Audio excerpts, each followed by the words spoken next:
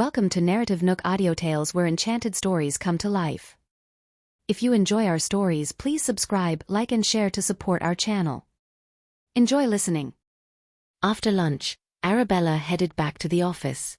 Just as she reached the 20th floor and the elevator doors opened, she heard Dean's voice echoing from afar. At that moment, Dean was blocking a group of 7 or 8 male employees outside the office, not letting them in.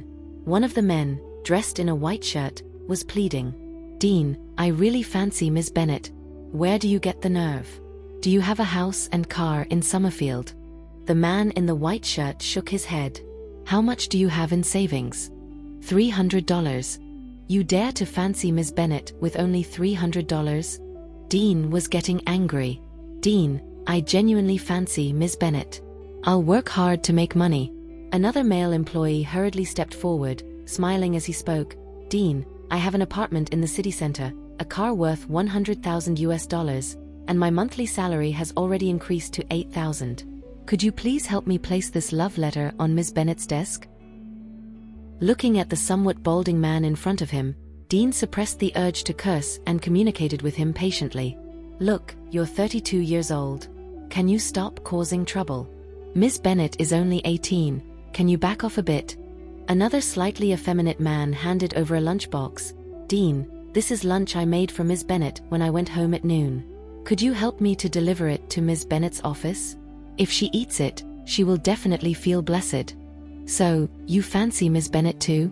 The man nodded firmly. "Yes. You're not Miss Bennet's type. She doesn't like househusband types." Dean scrutinized his appearance. His effeminate look would seem very odd next to Miss Bennet. "I can change for Miss Bennet. If she likes muscular guys, I'll work out. If she likes career-oriented men, I'll work harder. No matter what Miss Bennet likes, I'll strive to become her type." Dean patted him sympathetically on the shoulder. "Mate, take my advice, you're miles away from being Miss Bennet's type. Go home and rest." "Dean, what do you think of me?" A young, handsome boy with a somewhat immature look stepped forward. He seemed sunny, carefree. Dean remembered he graduated from a prestigious university abroad. Young, highly educated, and from a well-off family, he even owned a villa. "But Miss Bennet isn't interested in boys like you." "Why?" The boy looked puzzled. "Dean, can you give us another chance? Help us deliver the gifts to Miss Bennet." Dean glanced at his watch. "Miss Bennet is very punctual. She should be arriving at the office soon. You best scram, or she'll dig up your past laziness." Upon hearing this, everyone hastily left, not wanting Miss Bennet to uncover their past slacking off. They took the staff elevator, separate from the VIP elevator Arabella used, so they didn't run into each other. Arabella, in high heels, strolled leisurely towards her office. As she walked past Dean, she raised an eyebrow. "Seems like you've been quite busy." "Miss Bennet, you finally showed up." Dean had been talking so much his mouth was parched. He took a big gulp from his water cup before continuing. "They're all so full of themselves. Compared to Romeo, it's just ridiculous." At the mention of Romeo, Arabella gave him a warning look. Dean didn't dare to continue. He wiped the residual water from his lips and said, "What I meant was, they're not good enough for you." Arabella entered the office, cheerfully saying, "Dean, I'm starting to think being an assistant might not be your thing." Dean was excited. "Miss Bennet, are you about to give me a raise and a promotion? I mean, I did save you from a lot of headaches, but you don't have to be this touched. It's all in a day's work for me. Consider becoming a matchmaker at a marriage agency," Arabella suggested as she opened the file. "You have the potential to excel in this role and should not be overlooked." Several question marks popped up in Dean's mind. He definitely didn't want to be a matchmaker. Or a security guard. "Miss Bennet, I'm only trying to help." Dean whined, leaning in closer. "Do you know how much effort I put into keeping them at bay? My lips are dry from all the talking. It hasn't been easy, you know." Before he could finish, there was a knock on the door. It was Oscar. Dean's eyes almost popped out of his head. Wasn't Oscar taken to the police station for questioning this morning? How did he get out so fast? Faster than he expected. Arabella looked up, her gaze meeting Oscar's in a silent standoff. Dean wished he could just disappear. "The coffee at the police station is terrible. Oscar sat down across from Arabella with a sly grin. It's several levels below the coffee we have at the office. Arabella smirked. The coffee bean the staff gifted you is expensive. No wonder it's better. Oscar was taken aback. How did she know a staff member had gifted him coffee bean? Better get used to it, Mr. Oscar. You never know when you might end up back in the station. Ha ha ha, Oscar laughed uproariously. Who knows who'll end up at the police station? Ever heard the saying, what goes around comes around? Dean was worried. Was this old fox planning to frame Miss Bennet? If he knew about her powerful backing, he wouldn't dare to speak to Miss Bennet like this. All I've heard is, what you sow, so shall you reap, and good people will be rewarded. Oscar's face turned sour at these words. Amid the tense atmosphere, Arabella smirked and confidently said, better be careful when you step out, Mr. Oscar, as what goes around comes around. Bad deeds won't go unpunished, they're just waiting for the right time to strike back. When the time comes, it's game over. Oscar didn't expect her to curse him like this. He scoffed, well, let's wait and see. I just came here to tell you, nothing is decided yet, we'll take it one step at a time. Watching his arrogant back as he left, Dean was fuming. Who does he think he is? If there was enough evidence, he'd be behind bars. How dare he act so brash in front of you? He won't be smug for long. Arabella dismissed him nonchalantly, continuing to read her files. Miss Bennet, there's something I don't understand. You have such a powerful ally, why don't you use Romeo's influence to deal with Mr. Oscar? By all accounts, Romeo has a lot of clout and should have no problem dealing with a small fry like Oscar. Is it necessary to seek his help? Arabella thought, feeling frustrated with herself. Is she really that incapable? Dean understood now. Miss Bennet was a powerful career-oriented woman who was self-reliant and didn't need any external assistance to handle her affairs. Miss Bennet, my admiration for you has grown even stronger. What should I do? Dean's eyes sparkled with admiration. Arabella kept her head down, not even glancing at him. If you have time, you can help the janitor clean the toilets. I'll get to work right away. Dean hurriedly left the office. He definitely did not want to clean toilets. Night fell. Louisa sat on the couch, whipping out her phone to ring up her boys. Your sister's been found, she's on summer break. You guys need to wrap up your work and whoever can, come home ASAP. Whoever can't, needs to make some time. I know you guys are busy, but your sister is back, all 5 of you need to come home for a while. Got it? Anyone who dares to ignore their sister or mistreat her, I'll be the first to oppose. You can come home without luggage, without work, but you must bring gifts for your sister. After 4 calls, Louisa finally dialed her youngest son's number and repeated the message. But Mom, I'm your son, you're giving me a hard time over a sister who just showed up? David Collins was a bit peeved on the other end of the line. At least you remember you're my son. How many times have you come home to see me this year? Well, I've been swamped with work, no? And I've sent plenty of gifts and gift cards. David's tone was rather aggrieved. Louisa was unimpressed. Humph, who cares about your money? Well, his mom didn't exactly need his money. Anyway, you must come back. Oh, Louisa seemed to remember something and added, tell me in advance when you're coming back. Why, you gonna make me something tasty? You're famous and all you think about is eating? Have I ever let you starve when you were little? Louisa sounded disgusted. David was indignant. Even famous people need to eat. The Bartley's girl has been over a lot lately. She's pretty well-educated, well-mannered. Okay, stop, I get it, I don't have time right now. You little rascal, let me finish. Louisa didn't let him interrupt. You're not young anymore, you should think about getting married. Mom, I still have my elder brothers, why don't you urge them? Why me? They won't listen to me. The Bartley's girl has a crush on you, what can I do? You, David clutched his heart, this was definitely his mom. Remember to bring a gift for your sister when you come home, bye. David felt wronged. If not for this sister, how long has it been since his mom called him?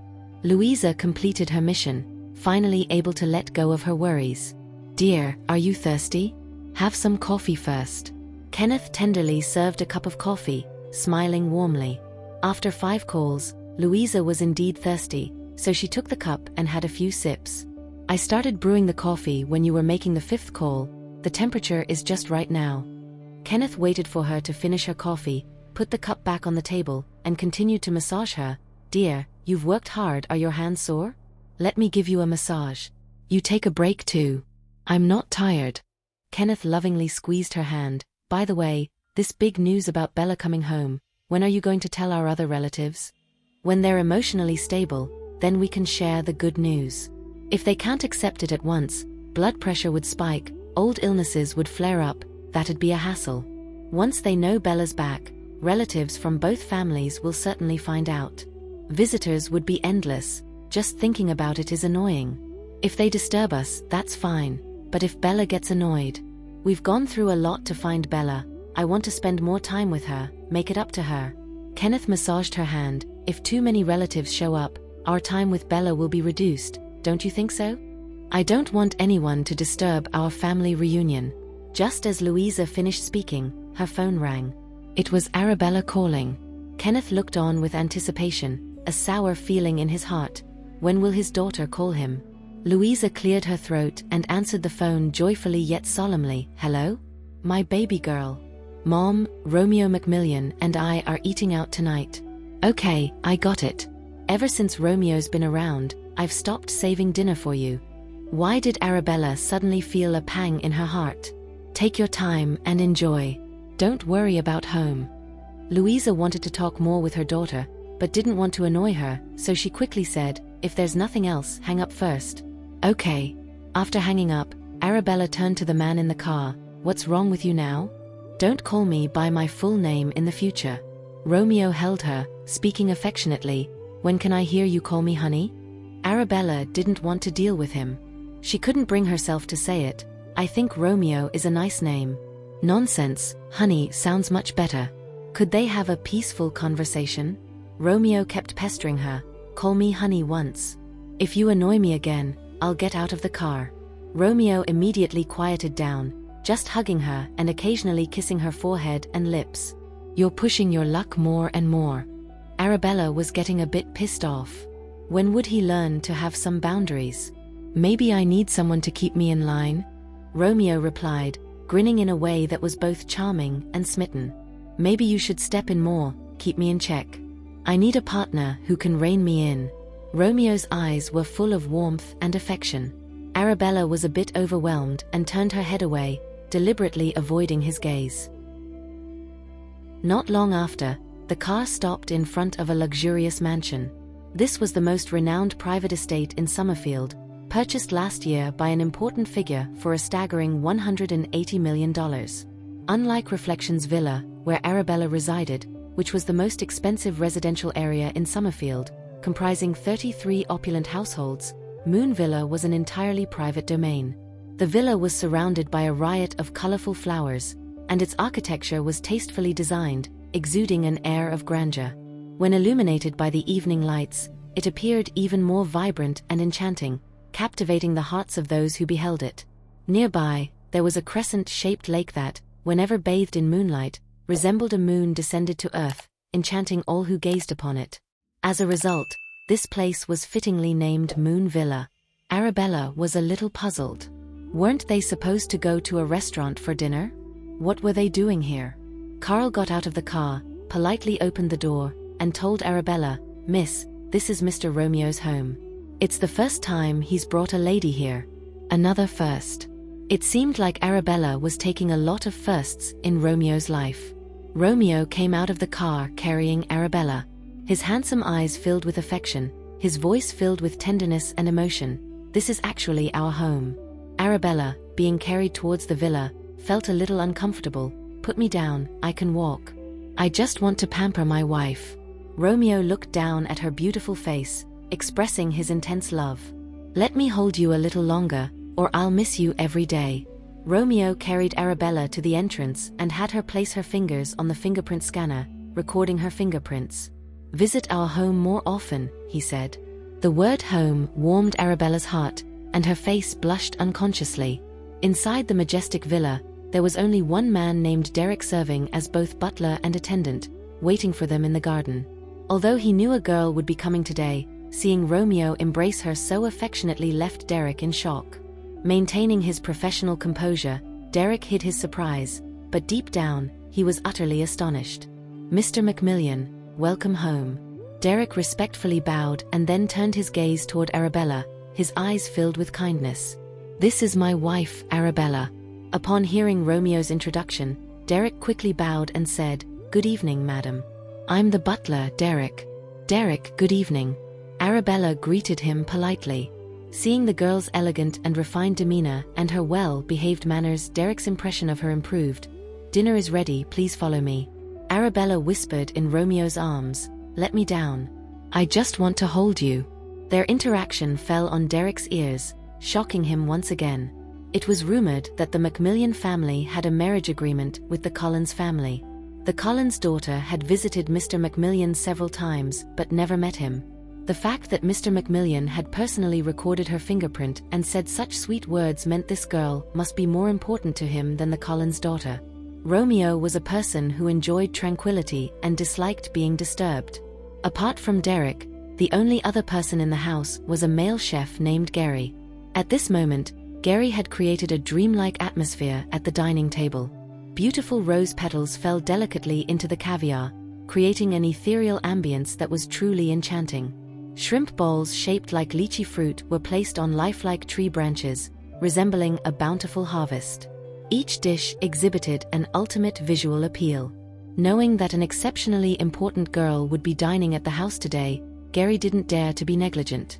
However, seeing Mr. Macmillan carrying a girl inside, he, like Derek, was also shocked to the core. "This is the future Mrs. Macmillan," Derek introduced first.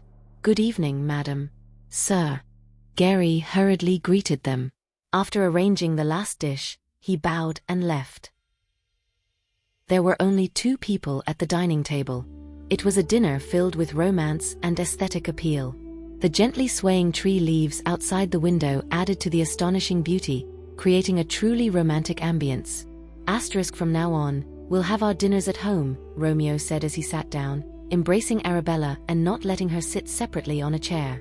He held a fork and knife with one hand and fed her with the other. "Romeo, I can do it myself," Arabella protested, sitting on his lap, feeling a bit restless with her legs.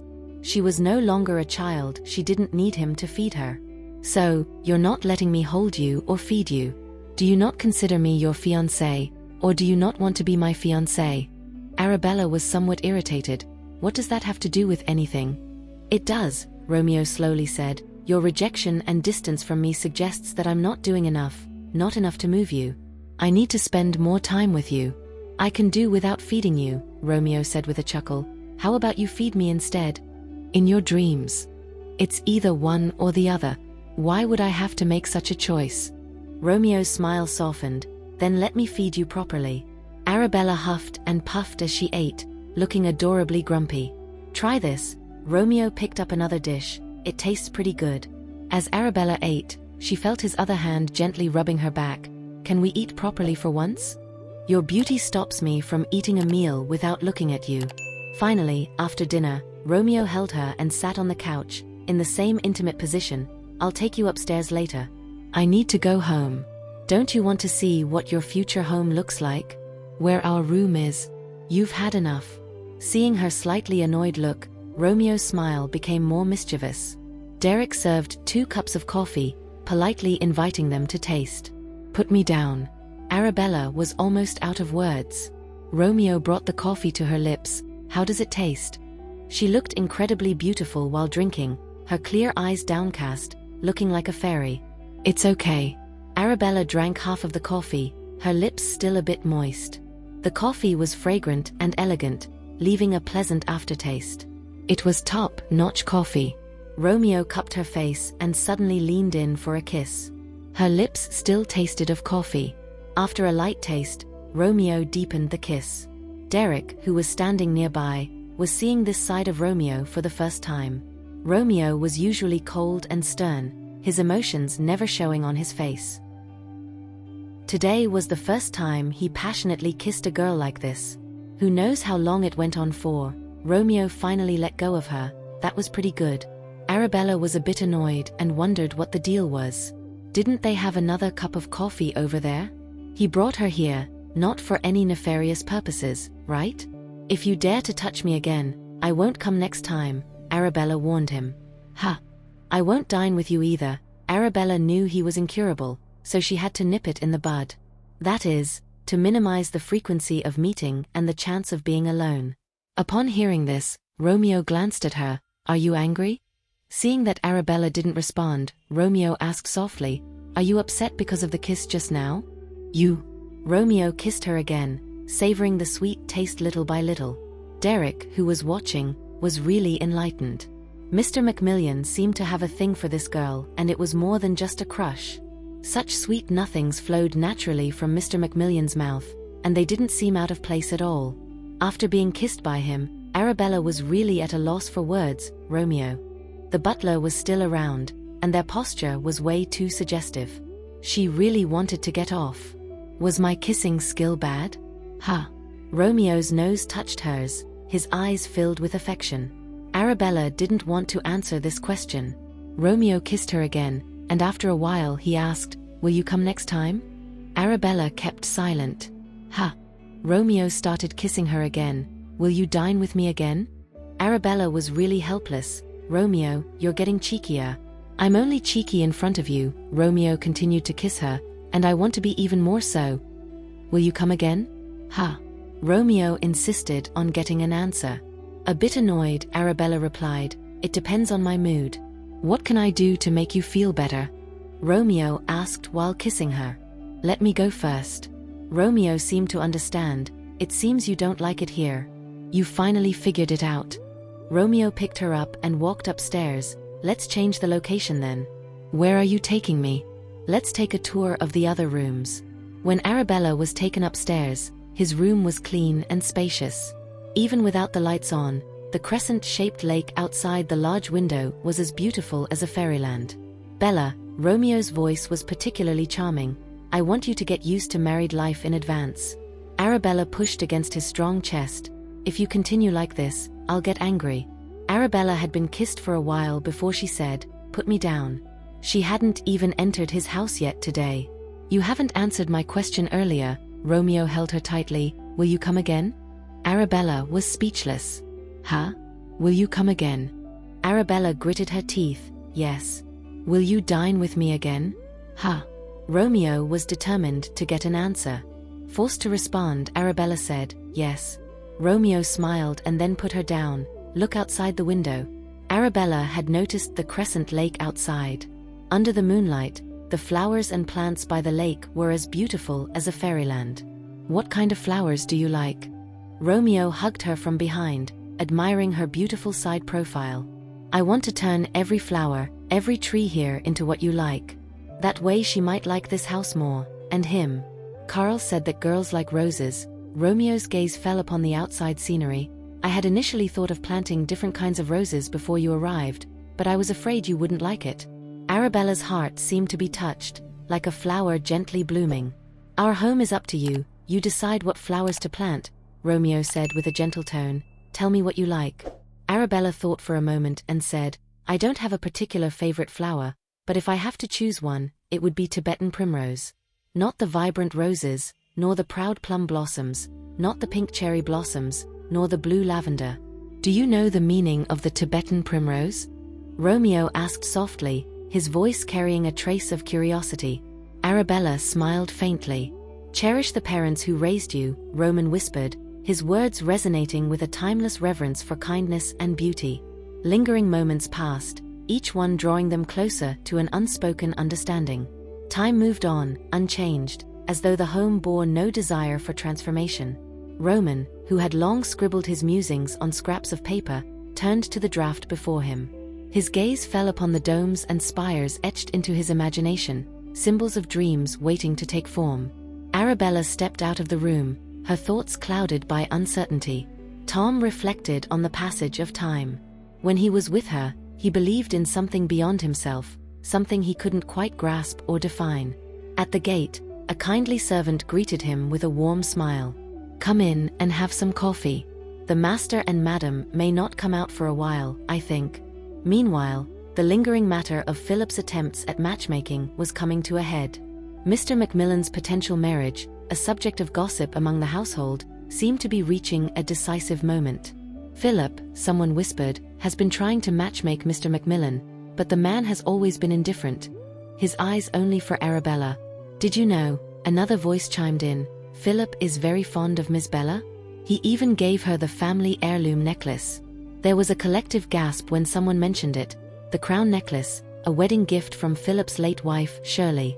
Derek was visibly stunned. He gave that to her?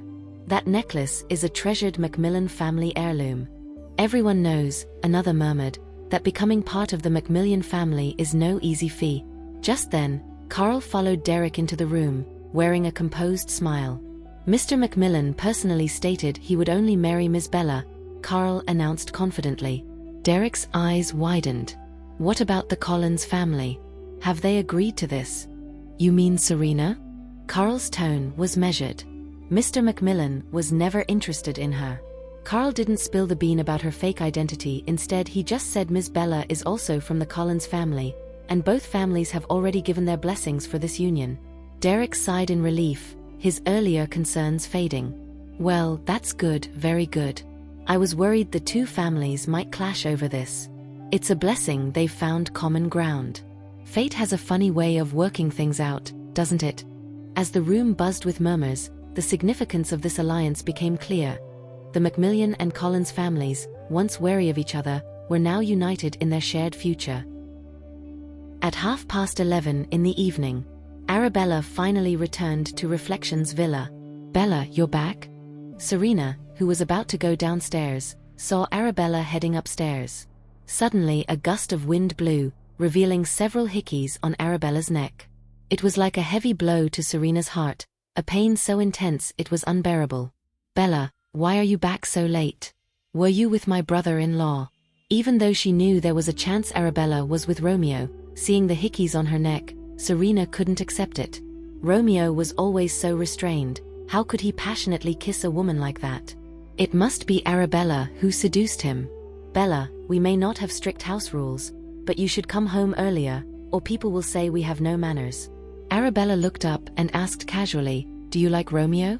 I definitely don't like him. Serena lowered her head in denial, not daring to meet her gaze. Not because she was afraid of her, but afraid she would tell their parents. Even if she liked Romeo, she couldn't admit it in front of her. Then stay away from him. Arabella's tone was nonchalant, showing no emotion. Mind your own business. Bella. Serena watched Arabella walk upstairs, clenching her fists. She was just a country girl. Who was she to talk to her like that? Did she really think that returning to the Collins family meant she could look down on everyone? Arabella returned to her bedroom, her phone suddenly vibrating. It was a call from Jack. Boss, the matter with Group S has been resolved. Also, regarding the investigation you asked me to do about the Mercy Hospital fire 18 years ago on September 10th, there are now some leads. The janitor, Yvonne, who raised Yolanda Murphy, once told her friend that it was a night of heavy rain, and the road conditions were very poor. Many places were flooded due to the rain. Around 2 a.m., Yvonne and other janitors were cleaning the streets and helping with drainage when suddenly, they heard a series of loud explosions. The explosions continued one after another. At first, Yvonne was too frightened to approach, but later, when rescuing people, she noticed several black unlicensed cars leaving the scene. In that era and place, not many people had cars. I suspect that the fire may be connected to those cars. Arabella's gaze deepened. Who would want to burn down the entire clinic, and for what reason? It's strange. Yvonne was only focused on the rescue at the time and didn't think much of it. If she had noticed anything special about the people or features of the cars, it would have been much easier to investigate. But Yvonne's not doing well now. Huh. Arabella raised an eyebrow. Isn't she Yolanda's adoptive mother? Even though Yolanda has now returned to the Murphy family, she's been raising Yolanda with great difficulty for many years. How could there be a bad outcome? After finding out about her origins, the Murphy family offered Yvonne $100,000, but Yvonne didn't bite.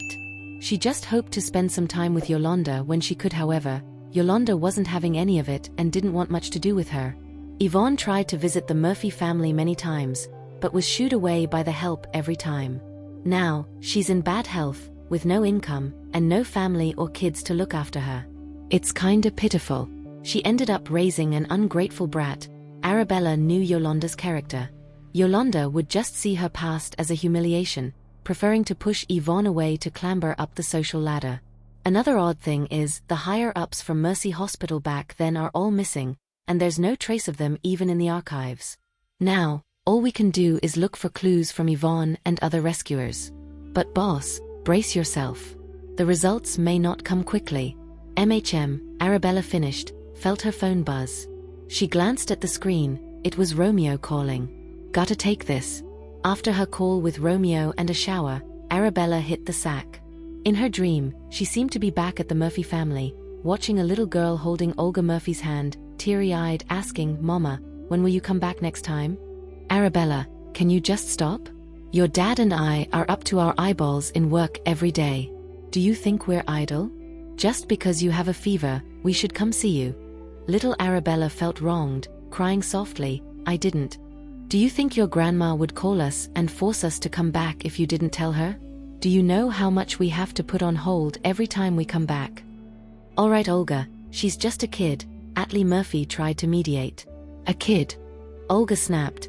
"Which kid manipulates us with the elders at such a young age? Look at how your mom spoils her. I tell you, Arabella, the more you do this, the more I dislike you. You are always crying, so annoying." Watching Olga storm off, Atlee hurriedly followed. "Honey, don't be like this. The kid doesn't know that her grandpa left the company to us after his death, and that so many people in the company are trying to oust us, setting up roadblocks. She just misses us. This troublemaker, always causing us problems. If she's so capable, why don't she make us unnecessary to work? What can she do besides crying?" Little Arabella, wiping her tears, seemed to make up her mind. If she becomes better, helps the family to make money, would mom and dad not have to work so hard? Would they like her then?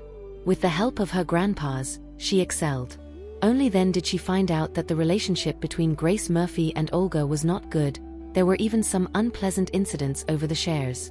Olga had no love for Grace. Every time Grace was affectionate towards Arabella, Olga's distaste for Arabella deepened. Olga even thought of Arabella as a troublemaker. Every time she came back, there would be mistakes at work, hence she was less and less willing to come home. Throughout the years, Atlee and Olga seldom came home. The bond between them and Arabella was very weak. Before, Olga disliked hearing Arabella cry. Gradually, Arabella became a child who wouldn't cry. To outsiders, she even seemed a bit aloof, not keen on mingling with people. After a long time, Arabella opened her eyes again. It was already day outside. She felt hollow inside. She picked up her phone to check the time. It was only 6:30. On the screen were a few unread messages from Romeo. "Bella, I miss you so much that I can't sleep. I want to hold you as I sleep."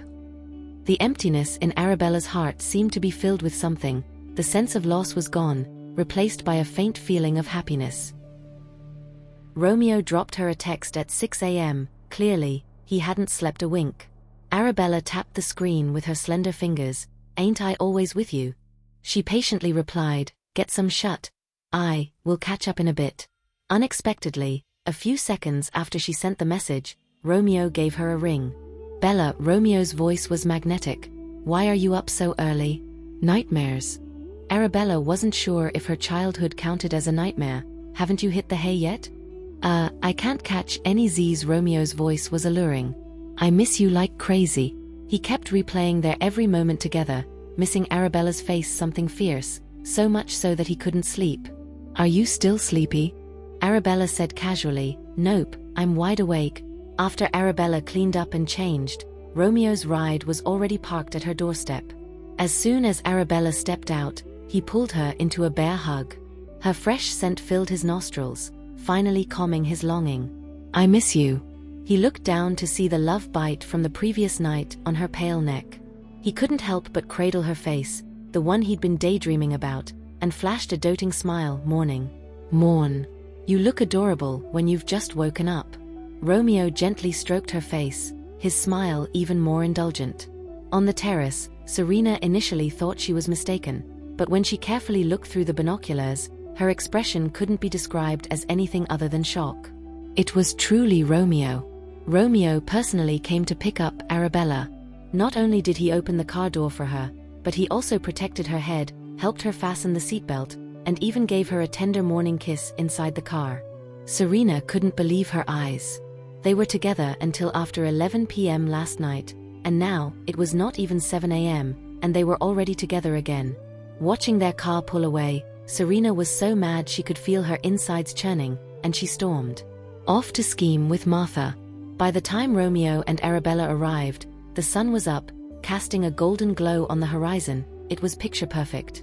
"We're a bit late," Romeo said, his arm around Arabella's shoulder. "We'll come earlier next time." "Aha." Arabella looked at the view. "Actually, this is beautiful too." She never had the time to appreciate nature. Just standing here and watching now was enough. Romeo saw the sun shining on her fair face. He hummed in agreement. Indeed, it's beautiful. So beautiful that he couldn't resist giving her a peck. The restaurant manager almost dropped his jaw when he saw them kissing in the sunlight. What the heck was happening? Last time they only held hands. Now they were locking lips? Weren't things moving a tad too fast? After the kiss, Romeo looked into her eyes and said tenderly, "In the future, you can share anything with me, whether it's happy or sad. I'm willing to listen." Arabella lifted her head and gazed at his sincere expression. "You don't have to bear everything on your own, you know?" Romeo continued. Arabella seemed to have never opened up to anyone, whether it was good or bad. Even with Kelly Piper, it was just a few simple words. But now, seeing Romeo's caring gaze, she nodded, okay. She would do her best to share her feelings. Romeo gently caressed her face, smiling indulgently. "Let's go, we'll have breakfast." After breakfast, Arabella arrived at the company, and amidst a pile of reports, she discovered new clues. Her slender fingers lightly tapped the desk as she pondered how many hidden secrets Oscar still had that she had yet to uncover. "Miss Bennett, designer Molly wants to meet you." Dean's voice echoed from outside the door. "Come in." When Molly entered, traces of tears were still evident in her eyes. "Miss Bennett, good morning. These are my recent autumn designs." Molly respectfully handed over the design drafts to Arabella, a smile on her face. But it was not hard to see that her smile was forced and even held a hint of sadness. "Mr. Samuel wanted me to show you the drafts. He said you're the real design master." Arabella looked at Molly's swollen eyes. "Have you been crying?" Molly shook her head, but couldn't help but start sobbing lightly again. "Sit down, take a moment to calm down." Arabella didn't pressure her. Instead, she handed her a tissue, allowing her to let out her feelings. Molly's tears fell drop by drop. She tried to control herself several times, but her emotions got the better of her. Dean outside the door had no clue what had happened. He shrugged in confusion. He texted Arabella, "I have no idea what's up with designer Molly. Should I ask?" Arabella replied calmly, "No need." When Molly had cried herself out, Arabella poured her a glass of water and placed it in front of her. "Drink some water first." "Miss Bennett." Molly didn't expect Arabella to pour her water personally. A stranger treated her so kindly. Thinking of her own family, her emotions started to flare up again. Arabella watched her sob and asked calmly, "Is it about work?" Molly shook her head. "Family issues?" Molly nodded. Arabella got the hint. Only family could hurt someone this deep. At this, Molly started crying again. She really didn't want to bring personal stuff into work, but every time she thought about it, she felt so angry and wronged. "I haven't told my mom about this yet." Molly choked on her words, tears falling like rain. Arabella waited until she stopped crying before asking, "Did your family do it?" "Yes." Molly recalled her heartless family members, and tears streamed down her face. "In fact, my family also owns a clothing company." Molly wiped her tears and continued, "This company was founded by my grandfather, and my father took over after his passing. But a few years ago, my father suddenly passed away in a car accident." Thank you for listening. If you have enjoyed this story, please like and share so others can see it too.